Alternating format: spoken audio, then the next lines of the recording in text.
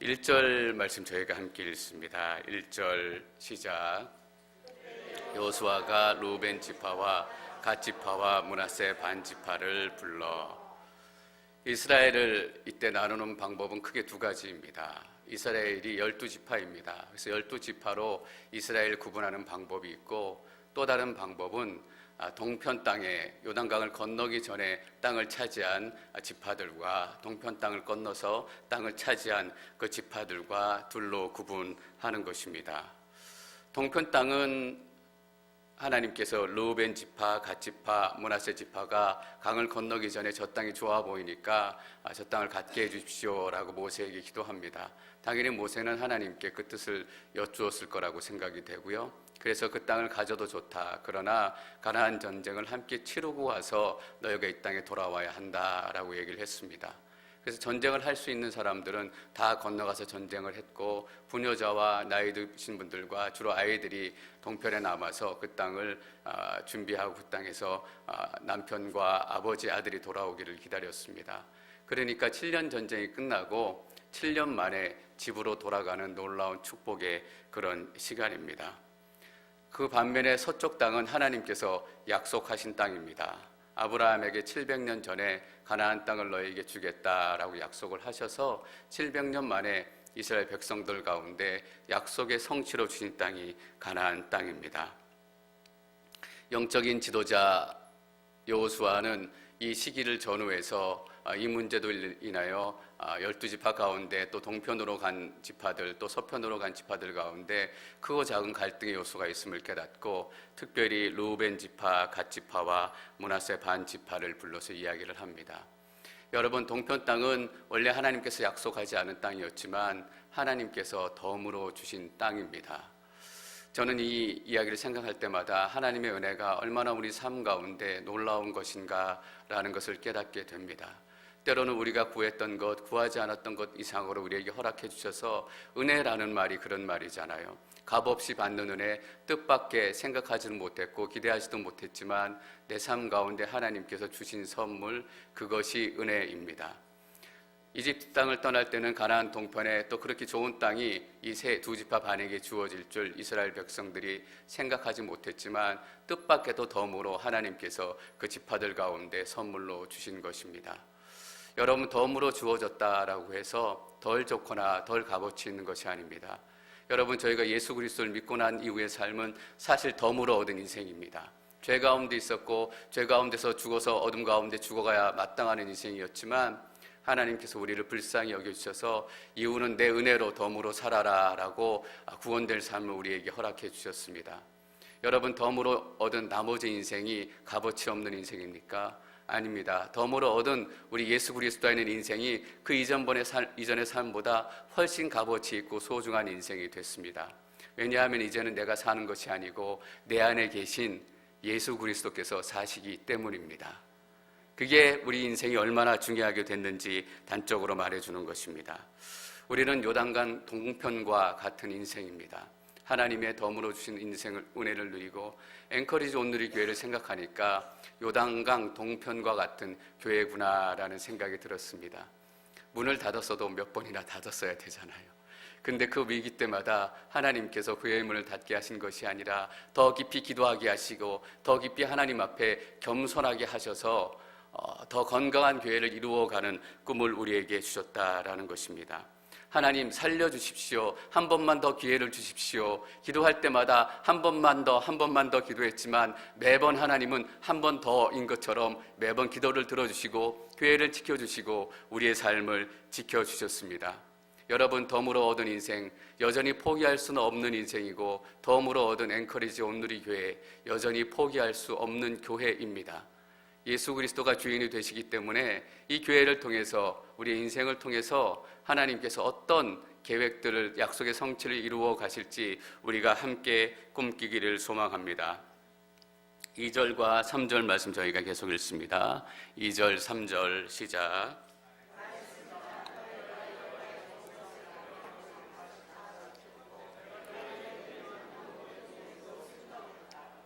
너희가 이날 이때까지 오랫동안 너희 형제들을 버리지 않고 너희 하나님 여호와께서 너희에게 준 사명을 잘 감당했다. 참 좋지 않습니까? 여호수아가 두 지파 반에게 이렇게 칭찬합니다. 모세에게 명령한 것을 다 지켰고 내가 너희에게 명령한 모든 일에도 순종했다. 너희 형제들을 버리지 않고 너희 하나님 여호와께서 너희에게 준 사명을 잘 감당했다. 예수님의 말을 빌리자면 착하고 충성된 종아, 너가 작은 일에도 충성했으니 내가 너에게 더 큰 것을 맡기겠다라는 소망의 말씀이 떠오르지 않습니까? 제가 목회자로 헌신하게 된 게 사실 어떻게 보면 별일 아니에요. 그러나 목회자로 헌신하고 나서 분명히 하나님의 은혜를 그전보다 더 크게 더 넓게 누리고 있는 게 분명합니다. 하나님의 계획과 하나님의 나라에 대해서 더 많이 생각하게 되고 또 많이 꿈꾸게 되고, 이전에 그냥 목회하지 않았고 직장 생활하고 또 교회에 다녔다면 깨닫지 못했을 하나님의 놀라운 은혜를 깨닫게 됩니다. 말씀을 준비하면서 여러분과 교제하면서 또 목회자이기 때문에 할 수 없이 더 오랜 시간 기도하게 되면서 하나님께 주시는 충성된 종에게 주시는 그 은혜를 누릴 수 있습니다. 제가 뭐 대단한 것이 아니라 예수님께서 그냥 작은 결정을 보시고 충성된 종아라고 불러주셨다라는 것이 은혜입니다. 여러분도 이 여호수아의 놀라운 격려의 말씀을 들으시기를 축원합니다. 내가 모세에게 명령한 대로 다 지켰고 명령한 모든 일에도 순종했고 형제들을 버리지 않았고 너희에게 준 사명을 잘 감당했다. 하나님께 이런 칭찬을 듣는다고 생각해 보십시오. 얼마나 아름답고 얼마나 영광스러운 만남이 되겠습니까? 저는 우리 한 사람 한 사람의 삶뿐만 아니라 우리 앵커리지 온누리 교회도 예수님께 하나님께 이런 칭찬을 들을 수 있는 교회가 되기를 바랍니다. 여러분, 앵커리지 온누리 교회에는 예수님의 꿈이 있습니다. 하나님의 꿈이 있습니다. 덤으로 얻은 교회이지만 다른 교회보다 떨어지는 것이 아니라 더 하나님께서 사랑하시고 이것을 통해서 정금과 같이 하나님의 일들을 빚어내실 줄 믿습니다. 4절 말씀 저희가 계속 읽습니다. 4절 시작. 하나님 여호와께서 약속하신 대로 너희 형제들에게 안식을 주셨으니 너희는 여호와의 종 모세가 요단강 건너편에서 너희에게 준 너희의 소유지에 있는 너희 장막으로 돌아가도 좋다. 요단강 건너편으로 두 지파 반을 보내면서 여호수아에게는 분명히 두 가지 염려가 있었을 것입니다. 지금 요단강을 건너가면 요단강이 다시는 건너올 수 없는 강이 돼서 혹시 따로따로 두 나라가 이루어지는 것이 아닌가, 이것이 아마도 첫 번째 여호수아의 염려였을 것입니다. 두 번째 염려는 무엇이었을까요? 가나안 땅, 서쪽 땅은 하나님께서 약속하신 땅이고 하나님께서 그 약속을 성취하신 땅입니다. 그런데 동편 땅은 말씀드렸던 것처럼 덤으로 얻었던 땅, 두 지파 반이 모세에게 요구해서 얻은 땅입니다. 그렇기 때문에 서쪽편에 있는 사람들은 동쪽편에 있는 사람들 보고 너희는 약속의 땅에 거주하지 않는 사람, 약속의 땅에서 벗어나 있는 사람, 이렇게 조롱하고 멸시할 가능성이 있다라는 겁니다. 동쪽으로 건너간 사람들은 어떨까요? 그러한 부담 때문에 무리하게 되고 너희들은 그렇게 살지, 나는 하나님께서 이런 은혜를 주셨으니까 내 방식대로 살아갈 거야 라는 영적인 괴리가 생길지도 모릅니다. 그래서 여호수아는 특별히 두 지파 반을 불러서 중요한 이야기를 하기 시작합니다. 실제로 22장 후반부에 보면 이런 우려들이 현실화가 돼가지고 이 두 지파 반이 요단강을 건너기 전에 큰 제단을 쌓습니다. 나중에 우리가 강이 건너고 난 다음에 한 세대, 두 세대가 지나고 나서 너희는 약속의 땅이 아니니까 너희는 우리 가운데서 빠져라 라고 후손들이 얘기할지 모른다. 그래서 이 돌탑을 쌓아가지고 그때 증거로 삼겠다라고 얘기합니다. 그런데 서쪽 땅에 있는 사람들은 내가 너희들 그럴 줄 알았다. 너희들이 원래 하나님이 주시지 않는 땅도 달래는 거 그때부터 알았는데 너희가 벌써부터 다른 신을 섬기기로 결정했구나 라고 생각하고 영적인 갈등이 생겨서 실제로 전쟁이 날 뻔한 일촉즉발의 위기에 처하게 됩니다. 그래서 여호수아가 이 두 지파 반에게 조심스럽게 하는 말씀을 여러분 한번 들어보십시오. 이렇게 얘기합니다. 너희는 여호와의 종 모세가 요단강 건너편에서 너희에게 준, 모세가 너희에게 준 땅이지만 그 앞에 여호와의 종 모세라는 단어를 꼭 붙입니다. 모세를 통해서 주었지만 하나님께서 그 땅을 허락하셨고 축복하셨고 그 땅 가운데도 하나님의 은혜가 임하게 될 것이다 라는 의미입니다. 9절에 보면 또 그런 말을 또 반복하고 있습니다. 가나안 땅에 있는 실로에서 이스라엘 자손들 곁을 떠나 여호와의 말씀에 따라 모세를 통해 소유하게 된, 모세를 통해 허락받은 땅이지만 분명히 하나님의 말씀이 허락하셨고 하나님께서 허락하셨다라는 것을 조심스럽게 두 지파 반에게, 그리고 또한 나머지 지파들에게 얘기를 하고 있는 것입니다. 그렇기 때문에 하나님께서 이전에 약속하신 땅은 아니지만 그 땅 가운데도 하나님의 은혜가 있고 놀라운 하나님의 약속이 있고 놀라운 하나님의 영광이 임하게 될 것이다 라는 약속입니다. 그리고 이전 장에 보면 요단강 동편 땅에도 하나님께서 2개의 도피성을 세우게 만드십니다. 여러분, 도피성은 실수로 살인한 사람들이 정식 판결을 받기 전에 가족들에게 복수당하는 것을 막기 위해서 도피해 가는 성입니다. 그래서 도피성에 들어가서 내가 실수로 사람을 죽였는데 여기서 피하고 싶습니다 라고 얘기하면 정식 판결이 내려질 때까지 그곳 가운데서 피할 수 있게 됩니다. 여러분, 이 도피성은 신약이 어떤 것을 의미합니까? 예수 그리스도를 의미합니다. 우리 인생의 진정한 피할 바위 되시고 도피성이 되어주시고 안식처가 되어주시는 예수 그리스도의 은혜를 의미합니다. 요단강 동편 땅에도 하나님의 은혜가 있고 예수 그리스도의 은혜가 있고 예수 그리스도의 사랑이 있다라는 것을 말해주고 있습니다. 그래서 말씀을 통해서 여기저기에서 동편 땅도 하나님께서 허락하셨기 때문에 걱정하지 말고 건너가라 라는 말을 여호수아가 두 지파 반에게 이야기하고 있는 것입니다. 사실 여호수아에는 몇 번의 이 뜻밖의 은혜들이 나타나게 됩니다. 첫 번째로 저희가 2장에서 본 것은 라합입니다. 이방 땅의 기생이라는 천한 직업을 가지고 있었던 여인이었지만 하나님을 믿는 믿음으로 인해서 구원을 얻고 그뿐만 아니라 예수 그리스도의 족보에 오르게 되는 영광을 누리게 됩니다. 여러분, 갈렙을 기억하십니까? 갈렙을 소개할 때 여분네의 아들 그니스 사람 갈렙이라고 소개합니다. 그니스 사람은 가나안 땅 사람이기도 하고 또 에서의 후손이기도 합니다. 다시 말하자면 원래 이스라엘 지파가 아니었고 유다 지파가 아니었다라는 얘기입니다. 어느 시점엔가 이방 사람이 이스라엘 족속에 들어오고 또 유다 지파에 들어와서 이제는 유다 지파의 수장에 이를 만큼 하나님의 특별한 은혜가 임했다라는 것입니다. 저는 이렇게 우리가 하나님의 뜻밖의 은혜를 우리 삶 가운데 더 많이 누릴 수 있었으면 좋겠습니다. 우리가 하나님 안에 머물게 되면, 하나님 말씀 가운데 머물게 되면, 그래서 우리가 필요한 것들도 구하게 되고 우리가 원하는 것도 하나님께 구하게 되지만 하나님께서 더 큰 은혜를 우리 가운데 부어주실 줄 믿습니다. 이런 얘기를 하고 나서 여호수아가 두 지파 반에게 이렇게 얘기합니다. 요단강 건너편에서 이제 요단강을 건너야 합니다. 여러분, 이 땅 가운데 얼마나 많은 요단강이 존재하고 있는지 모릅니다. 제가 얼마나 많은 요단강, 우리 가운데 벽이 되어서 건널 수 없는 다툼과 상처와 갈등의 골을 만들어낸 요단강들이 많을까 생각했는데 너무너무 많은 거예요. 차별이 없어질 거라고 생각할 때가 있었어요. 20년 전쯤 됐을 거 기억되는데 동독과 서독 베를린 장벽이 무너질 때 그 장벽이 무너지는 것을 보면서 많은 사람들은 동일하게 이런 꿈을 꿨어요.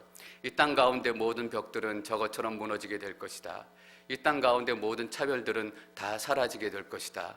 그러나 그 이후로 이 땅 가운데 차별은 더 거세지고 분리는 더 거세지고 넘을 수 없는 벽들이 너무나 많이 세워지고 있습니다. 제가 자료를 찾다가 깜짝 놀랄 만한 기사를 하나 읽었습니다. 근대 신학자 중에 흑인 중에서 가장 최초로 신학 박사가 된 사람이 제이콥 요하네스라는 분이라고 합니다. 근데 그 전에 흑인 신학자가 있었겠지만 근대 17세기, 18세기, 19세기 근대 신학교가 생기고 나서 첫 번째 흑인 신학자가 됐는데 자기가 흑인임에도 불구하고 어떤 신학 논문을 써서 박사가 됐냐 하면 흑인들은 종으로 사는 게, 노예로 사는 게 하나님의 뜻이다라는 주제를 가지고 논문을 써서 첫 번째 흑인 신학 박사가 됐다라는 겁니다. 얼마나 아이러니합니까? 본인이 흑인이면서도 그 차별을 깨닫지 못하고 그 차별이 하나님의 뜻인 것처럼 살아가고 있는 그 모습들. 여러분, 사람들이 더 풍요하게 살고 더 많은 것들을 누리지만 빈부격차는 더 커져가고 있어요. VIP도 있었는데 VVIP, 더 중요한 사람들이 자꾸 생겨나서 자꾸 구별해내고 흑수저, 금수저, 돌수저, 이전에는 나타나지 않았던 차별의 언어들이 계속적으로 나타나고 있는 우리 문화들을 보게 됩니다. 여러분, 인종차별은 어떨까요? 마틴 루터킹 이후에 미국의 인종차별이 많이 사라졌지만 우리가 미국 땅 이민자로 살아가면서 여전히 미국 땅 가운데 인종차별이 존재하고 있음을 알고 있습니다. 이 요단강을 건너기 전에, 또 건너 보내기 전에 여호수아에는 이런 마음이 있었습니다. 이 요단강이 차별이 되거나 다시 건너오지 못할 땅이 되거나 넘지 못할 벽이 되어서는 안 된다라고 생각을 하고, 너희들에게 이 요단강이 은혜의 강으로 여전히 남아있고 하나님의 축복의 강으로 여전히 남아있기 위해서 너희들이 이것들을 해야 한다라고 당부의 이야기를 하는 것이 5절 말씀에 기록이 되어 있습니다. 5절 말씀 저희가 함께 읽습니다. 5절 시작.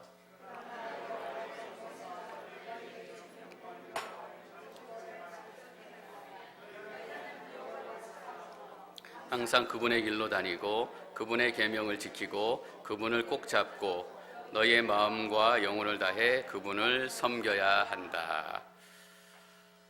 여호수아가 얘기하고 싶은 것이 바로 이것입니다. 요단강이 너희에게 벽이 되지 않기 위해서, 교회의 어떤 다툼과 상처의 골이 이 교회의 벽이 되지 않기 위해서, 우리 삶 가운데 있는 이 많은 차별들이 우리 삶을 차별하지 않기 위해서 우리가 돌아갈 때가 무엇인가? 바로 이것입니다. 여호와의 종 모세가 너에게 준 명령과 율법을 잘 지켜 행하라.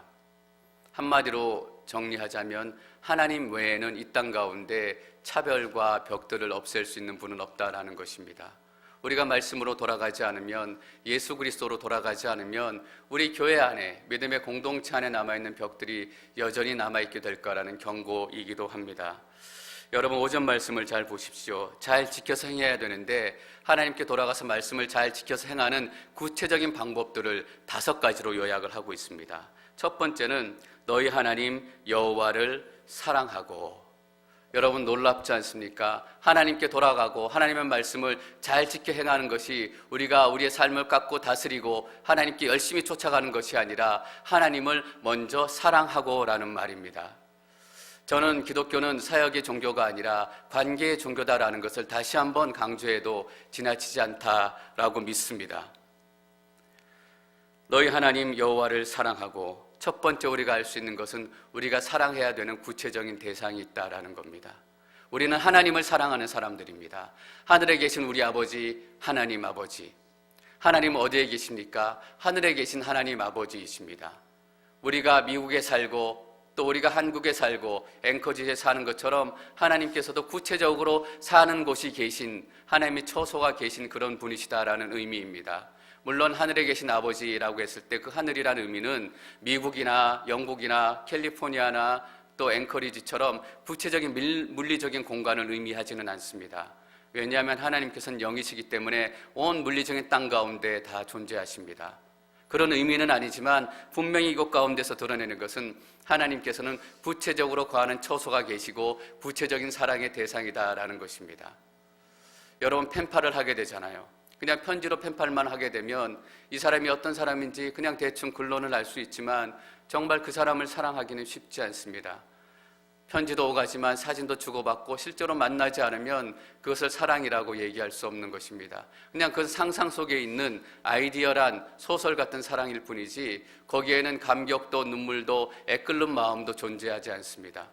하나님은 구체적으로 존재하시는 분이시기 때문에 우리가 하나님을 사랑하게 되면 한 여인을, 한 남자를 사랑하는 것처럼 애끓는 마음이 생기고 안타까운 마음이 생기고 눈물도 나고 보고 싶기도 하고 때로는 만나지 못해서 안타까운 마음이 들기도 하고 상사병이 든다라고 얘기합니다. 우리는 하나님한테 상사병이 들어야 하는 것입니다. 여러분, 하나님 때문에 사랑의 병아리를 해본 적이 있으십니까?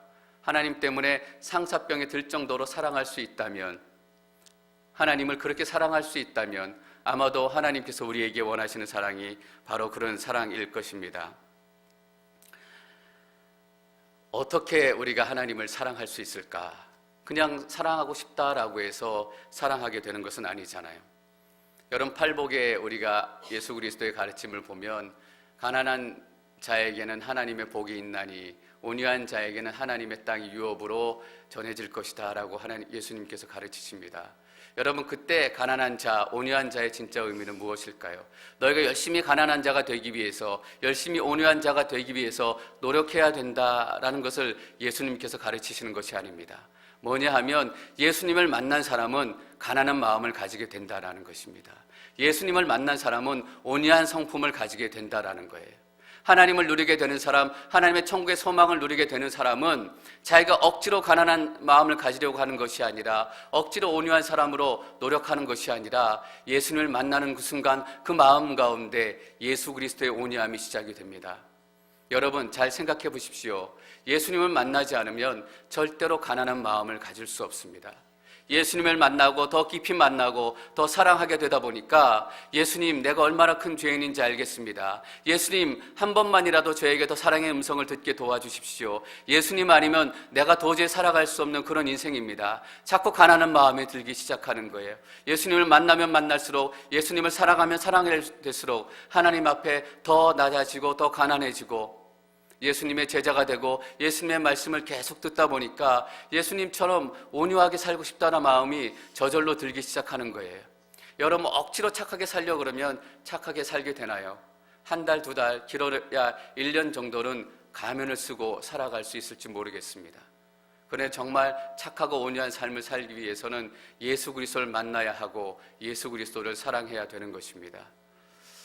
저스틴 비버라는 가수가 있습니다. 얼마 전에 제가 이 비유를 한번 말씀드렸던 것 같은데, 젊은 미국 가수이기 때문에 여러분들 잘 모르실 텐데, 패션의 아주 특징입니다. 물론 노래도 잘하지만 패션의 특징이 뭐냐 하면 늘 바지를 이렇게 엉덩이에 반쯤 걸치고 다닙니다. 그래서 저희가 시쳇말로 똥 싼 바지라고 얘기하잖아요. 이것이 너무나 보기 싫어서 보수적인 도시나 카운티에서는 그렇게 똥 싼 바지를 입고 다니는 사람들을 벌금을 매기겠다라고 법을 새롭게 제정을 했습니다. 그런데 젊은 청소년들이, 젊은 사람들이 저스틴 비버가 너무너무 좋으니까, 너무너무 그 인생을 닳고 싶으니까 벌금은 내도 좋다, 내가 똥 싼 바지를 입고 다녀서 저스틴 비버를 흉내내겠다라고 얘기하는 겁니다. 여러분, 우리는 예수님을 저스틴 비버보다 훨씬 더 사랑하는 사람이잖아요. 예수님을 훨씬 더 사랑하기 때문에 예수님이 살았던 그 모습들을 우리가 따라 살고 싶은 생각들이 있는 것입니다. 여러분, 어떻게 하면 예수님을 더 사랑하게 될까요? 어떻게 하면 예수님을 더 깊이 만나게 될까요?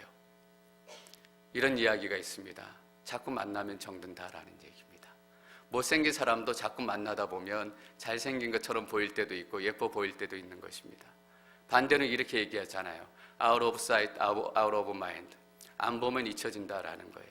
아무리 좋게 보이는 사람도 보지 않고 눈앞에서 멀어지면 자꾸 관계가 소원해진다라는 얘기입니다.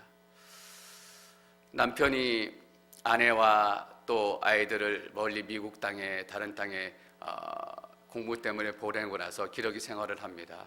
피차의 기러기 생활을 하면 가정 가운데 어려운 일이 많이 생긴다라는 이야기들을 듣습니다.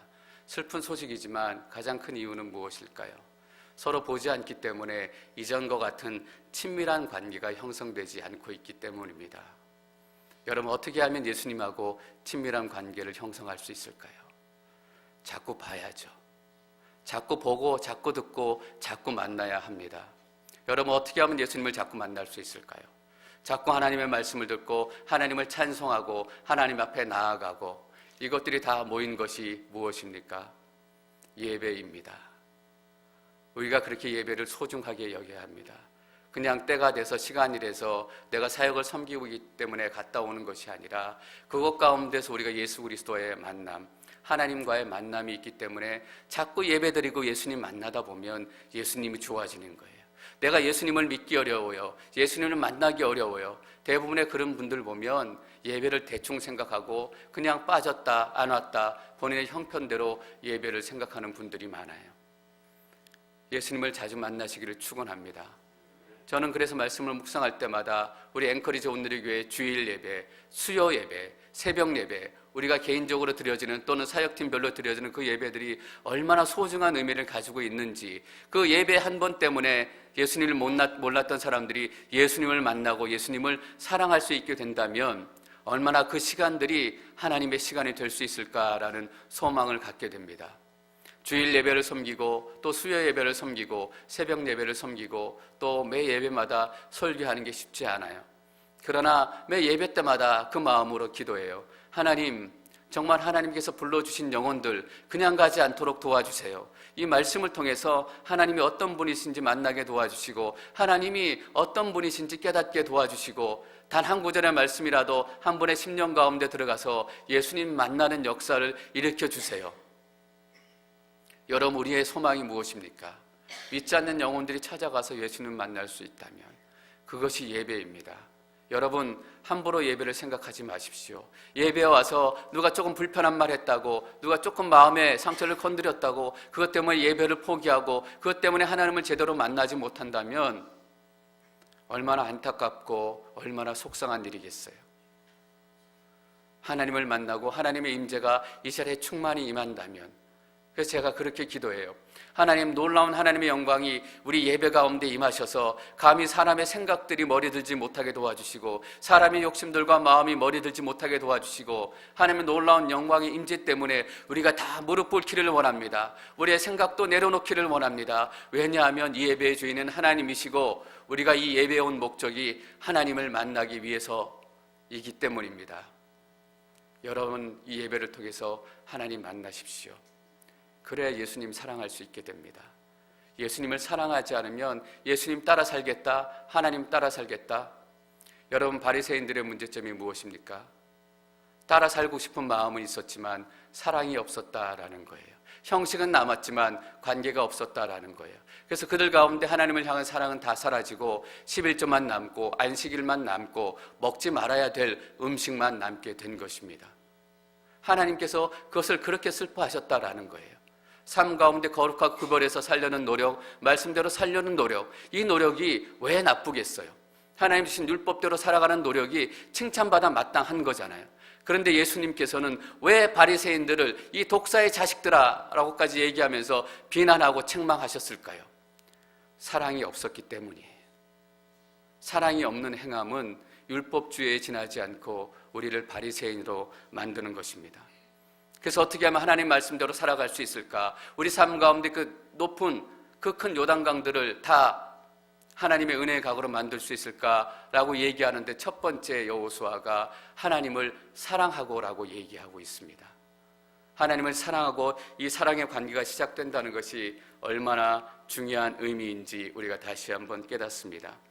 두 번째로 구체적으로 주는 방법은 무엇입니까? 항상 그분의 길로 다니고, 사랑하는 사람이 예수님의 길을 따라 살고 싶은 마음이 생기는 것입니다. 그런데 신약에 보면 예수님께서 이 길에 관한 충격적인 메시지를 우리 가운데 주신 적이 있습니다. 마태복음 7장 13절에서 14절까지 말씀 저희가 함께 읽습니다. 13절 시작. 그 길은 넓어 그곳으로 들어가는 사람이 많다. 그러나 생명으로 인도하는 문은 좁고 그 길은 험해 그곳을 찾는 사람은 적다. 여러분, 너무나 충격적인 예수님의 메시지가 아닙니까? 우리는 큰 길에 서고 싶고 편안한 길에 서고 싶고 넓은 길을 가고 싶은데 예수님께서 분명히 말씀하세요. 좁은 문으로 들어가라. 멸망으로 인도하는 문은 크고 그 길이 넓어 그곳으로 들어가는 사람이 많다라는 거예요. 여러분, 우리 앵커리지 온누리 교회에 더 많은 사람이 모일수록 우리는 이 말씀을 기억해야 합니다. 혹시 편한 길이기 때문에, 많은 사람들이 좋아하는 길이기 때문에 많은 사람들이 단순히 모여들고 있는 것은 아닌가? 그래서 우리가 많은 사람이 모여들면 모여들수록 우리가 더 영적으로 깨어 있어야 하는 거예요. 영적으로 더 예민해져 있어야 되는 거예요. 많아지는 것에 그냥 우리가 마음 놓고 있다면 그것이 넓은 길로 변해가는 가운데도 우리가 그것을 깨닫지 못하고, 멸망으로 인도해지는 길인데도 깨닫지 못하고 여전히 그냥 그 상태에 머물러 있게 되는 거예요. 남들처럼 성공하고 싶고, 남들처럼 적당히 섞여 살고 싶고, 남들이 세금 핑탕 치니까 나도 적당히 핑탕 쳐서 좀 잘 살고 싶고, 우리는 넓고 편안한 길을 가고 싶어해요. 그러나 예수님께서는 이렇게 14절에서도 얘기하세요. 그러나 생명으로, 이 생명은 영생, 구원을 의미하는 거예요. 이렇게 얘기할 수 있어요. 그러나 구원으로 인도하는 문은 좁고 좁다라는 거예요. 여러분은 얼마나 좁은 길을 가고 계세요? 그리고 이렇게 얘기하세요. 좁을 뿐만 아니라 그 길은 험하다라는 거예요. 이 험하다라는 말에 또 다른 뜻이 뭐 있냐면 고생스럽다, 험난하다, 많은 환난이 나에게 있다라는 의미를 이야기해요. 예수님을 따라가는 길은 어떤 길이라는 거예요? 좁은 길뿐만 아니라 힘들고 험난하다라는 의미예요. 저도 이런 얘기를 여러분들한테 하고 싶지 않아요. 예수 믿으면 편안해집니다. 예수 믿으면 잘 살게 될 겁니다. 근데 그건 거짓말이에요. 물론 예수님께서, 하나님께서 잘 살 수 있는 축복도 주시고 때로는 우리에게 더 큰 축복도 주실 때가 있어요. 그러나 그것이 복음의 본질은 아니다라는 거예요. 여러분, 예수 믿는데 너무 편하지 않은가요? 제가 예수님 믿고 그것 때문에 목회하는데 너무 편안하게 목회하고 있다면 저는 여러분들을 멸망의 길로 인도하고 있는 거예요. 분명히 예수 믿고 사는 삶은 어렵고 힘들고 고난의 삶이에요. 14절 여러분 다시 한번 읽어볼까요? 그러나 생명으로 인도하는 문은 좁고 그 길은 험해 그곳을 찾는 사람은 적다. 여러분, 예수님께서 이렇게 얘기하세요. 그 좁은 문으로 들어가는 사람이 적다라고 얘기하지 않고 그 좁은 문을 찾는 사람이 적대요. 들어가는 사람은 두말할 것도 없고 그 좁은 문을 찾아오는 사람들조차 적다라는 거예요. 얼마나 충격적인 이야기예요. 우리는 편하게 예수 믿고 싶고 그냥 내가 예수 믿습니다 라면 모든 것이 다 끝난다라고 생각했는데 그 길을, 그 문을 찾아오는 사람조차도 적다라는 거예요. 한국 크리스찬이 25% 정도 된다고 하잖아요. 근데 25%의 숫자가 점점 준대요. 여러분, 숫자가 무슨 의미가 있어요?